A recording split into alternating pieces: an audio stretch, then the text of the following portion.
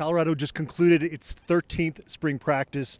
Unfortunately, again, spring ball is overshadowed by some transfer portal news. We'll get to that a little bit later. We did have a chance to talk to defensive coordinator Robert Livingston.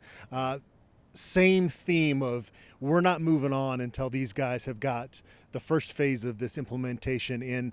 It does sound like he's starting to have some of those shooters that he talks about with his basketball analogy emerge, but still a lot of moving pieces in this program, and so this is going to be an evolving defense probably throughout the coming months leading up to preseason camp. Yeah, that's the thing is, maybe that's why a lot of names weren't brought up, because you don't know if those shooters will still be here. But, a lot of moving parts, and we are going to get more into the portal. But at least with Livingston, it's everything we've heard from the players is they like this defense. They like being in this defense. They like what he's bringing to the table. And, Livingston mentioned how, there was a little bit of an acclimation period for him to get used to, like, the different hash marks and some of the rules of college football. But it seems like he's enjoying it as well, and likes the pieces he has on defense. He talked highly of that safety room, with Cam Sumlin-Craig and Shiloh Sanders. And so I think there's good pieces there, but we're going to see what sticks around and what's actually going to be here in the fall. Yeah, he's shown a lot of energy in practice too. I think kind of his youthful enthusiasm is something that's pretty contagious, it feels like, with these players. Yeah, for sure. And I think that these guys needed that. And I think Charles Kelly brought a lot of good to the table as well. I thought he did a good job. But it's a different voice. It's always so interesting as we've covered this team how when you move on from one coordinator or coach at a certain spot, how the next guy is so very different from the previous guy, it seems like. And that's certainly the case at coordinators. You get this younger, more energetic guy than even a Charles Kelly was, and certainly I think the players are feeding off of that. Also had a chance to talk to Cameron Sumlin-Craig, who is having a nice spring ball, it sounds like. And it sounds like he's able to focus a little bit more on safety. We saw him play a lot of the nickelback role, and part of that was Miles Slusher was hurt last year.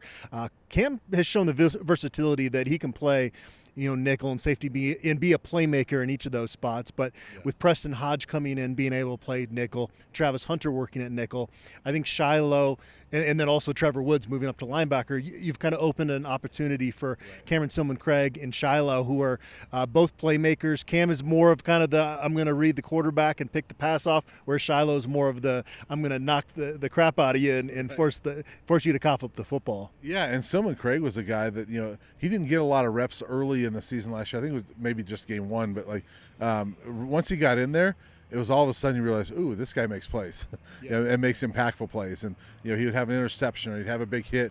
I think he forced a couple fumbles. So he's a guy that I think you want on the field because he can make impactful plays. And that's the same thing with Shiloh at times too. And I know sometimes the knock on Shiloh is he goes for that big hit. Sometimes it maybe misses. But that big hit often produces a forced fumble or some big plays. And obviously he had the big interception return against CSU, but both those guys are capable of making big time plays and game changing plays, and that's why you like having them back there. And one guy that's proven to make plays on offense, Dylan Edwards, hits the transfer portal basically seconds before we had a chance to talk to Coach Livingston. Savion Wilkerson as well. So now all of a sudden in that running backs room, you've got one scholarship guy this spring, Michael Welch, a true freshman. Charlie Offerdahl is obviously a guy that you can put in there and get production out of, and he's had a good spring. But that room is going to be completely different. Dallin Hayden commits from Ohio State. Just so many moving parts. They're going to host a running back that had over 1,000 yards at Miami of Ohio this weekend. It's like that aside from Charlie Offerdahl, that room is going to be completely different. Yeah, Christian Sarum is also there, another walk-on. Those are the three guys for this weekend at the spring game is Michael Welch, Charlie Offerdahl, and Christian Sarum, who I've heard looks good this spring. But, it's amazing to see, the transfer portal, how this stuff is happening. And, Wilkerson doesn't surprise me because he didn't get a lot of reps last year, and deserves them. I don't know I don't know if he's a Power 5 running back or not, Power 4, I guess, but he's proven it at lower levels. He's a guy that, maybe he didn't see the opportunity and decided to move on. But, Edwards is one that you look at, and the way they talk about him, they talk so glowing of him and the role he can have and the impact he can have. He was a definite starting caliber guy for them, and so that one's a little surprising to see that one. But you never know what's happening behind the scenes on these things, and a lot of times it could just be NIL money is coming his way that we don't know about and we may never know about. But it's crazy to see how quickly things change. The good thing is that Coach Prime attracts talent to Boulder, right? Like we have not seen since the heyday under Bill McCartney.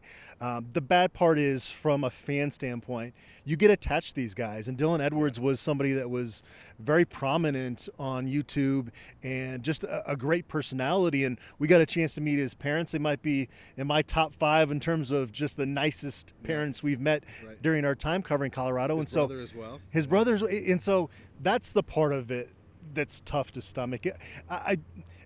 Dylan Edwards was going to have a big role on this team, but you bring in Hayden, like I mentioned, he's a talented back, and so they're going to get production at that position, it looks like, but just it's hard in 2024 to get attached to these kids and constantly see them move on. Yeah, it really is, and that's college sports these days, and we're seeing it in basketball as well, and in all the other sports, but certainly in football, it's difficult because, especially with this program, because like you mentioned, it'd be hard to find 5 guys that were featured more prominently over the last 15 months than Dylan Edwards in the well-off videos and reach the people media, because he's such a dynamic personality, nice kid that he was on the videos all the time. So I think fans felt like they got to know Dylan pretty well, and now to see him leave is probably hard for a lot of fans. I mean, like you mentioned, it happened just as we started to do our post-game or post-practice, and so I haven't even had a chance to even look at reaction yet. I imagine fans are just going crazy over losing Dylan Edwards.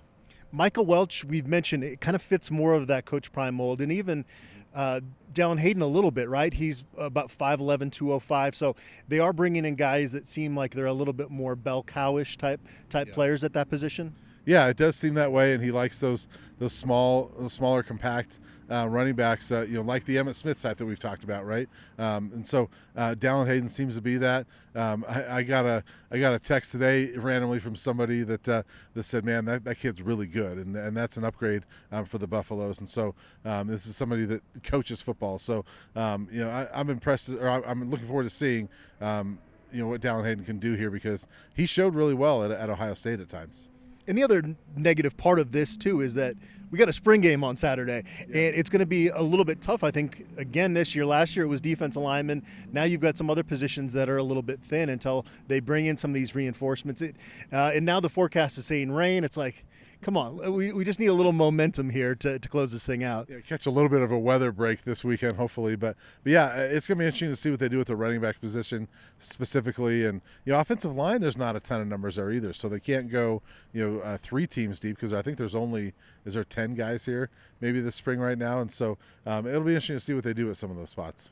Cam McKell coming in was a running quarterback in high school. I'm curious to see if maybe he gets a shot to play at running back, because when you watch his film, that seems like a skill set that's going to work for him at this level. It did sound like the plan was for him to play receiver, so we'll kind of see how that pans out. Again, mentioned that they're going to have a back in town this weekend that rushed for over 1,000 yards at Miami of Ohio. So there are reinforcements coming in, and I just hope next year this window is started after spring ball starts or ends. Well, one thing we do know about the portal windows that we can pretty much project is that it will change, because the moving target is all the time, and it seems like it never stays the same. So it'll change somehow. I don't know if it'll change for the better or not. We keep waiting for it to just land in the nice little sweet spot, but it hasn't done that yet.